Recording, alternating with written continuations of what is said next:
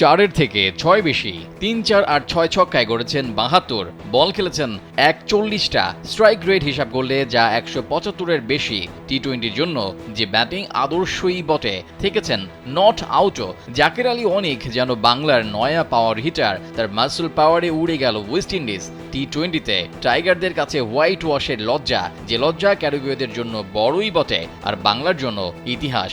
সেই ইতিহাস গড়ার নায়ক নয়া জাকের আলী অনেক। ওয়েস্ট ইন্ডিজের কাছে ওয়ানডেতে হোয়াইট ওয়াশ হয়ে টি-20-তে যেন তার প্রতিশোধটাই নিল বাংলাদেশ। যেন পাওনাটা সুদে আসলে আদায় করে নিল বাংলার ক্রিকেটাররা। আর পাওনা টাকা আদায়ের মহাজন হিসেবে ভূমিকা রেখেছেন জাকের আলী অনেক, যেজন্য প্রশংসায় ভাসছেন জাকের। ভাষাটা অস্বাভাবিক কিছু নয়, নায়কই বলতে হয়। বাংলাদেশের একমাত্র মাল্টিন্যাশনাল টাইলস ব্র্যান্ড আরএকে সিরামিক্স। বাংলায় নাকি পাওয়ার হিটার নাই, একথা হয়ে আসে অনেক আগ থেকেই। তবে সেটা এবার হয়তো ভুল প্রমাণ করতে যাচ্ছেন জাকের আলী। উইন্ডিজের সাথে যেভাবে ব্যাটটা করেছেন, তাতে যে কেউই জাকেরে মজে যাবেন এক নিমিষেই।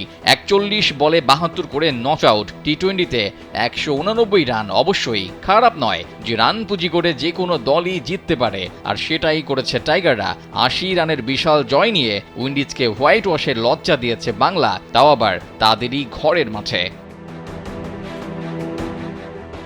ওয়ানডেতে তুলনামূলক ভালো দল বাংলাদেশ, তবে সেখানে উইন্ডিজ সফরে যেন ডাহা ফেল মেরেছে মেহেদী মিরাজের দল। হোয়াইট ওয়াশ হয়ে নিজেদের দুর্বলতার কথা জানান দিয়েছেন, তবে সেখান থেকে অনেকটা উতরে গেল বাংলার ক্রিকেটাররা। পছন্দের ফরম্যাটে হোয়াইট ওয়াশের লজ্জা পেলেও টি-20-তে নিয়েছেন প্রতিশোধ। যে ফরম্যাটে বরাবরই ধুঁকতে থাকে বাংলা, সেখানেই দেখলেন কামাল, তাও আবার ওয়েস্ট ইন্ডিজের মতো প্রতিপক্ষকে হারিয়ে, যারা কিনা ক্রিকেটের এই ছোট ফরম্যাটটায় পাগলা ঘোড়া। আর সেই ঘোড়ার মুখে লাগাম টানলো বাংলা, তাও আবার বলে কয়ে।